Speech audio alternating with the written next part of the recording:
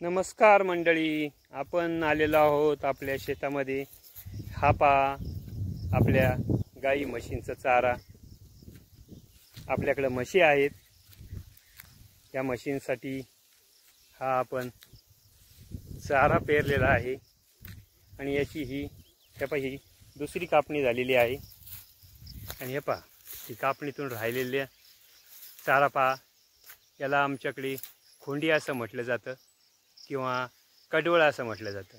हे साधारणतः 10 ते 12 फूट अशी याची उंची होती आणि सकस असा चारा आहे आणि जनावरं याला खूप आवडीने खातात. आपण आता सकाळचा चारा टाकून झालेला आहे आपला. याला खूप अशी उंची असते. ही याची दुसरी कापणी आहे. पहिली कापणी आपली झालेली आहे आणि पहा तेव्हा तिसऱ्या कापणीसाठी देखील आपण ठरवलं तर याची तिसरी कापणी देखील करू शकतो. याला बारीक बारीक अशी फुटवे आलेले आहेत. काही ठिकाणी आपली पहिली कापणी राहिलेली आहे. ती कापणी देखील आपल्याला पाहता आली असती. त्या पलीकडूनच 1-2-3 सारे आपले राहिलेले आहेत.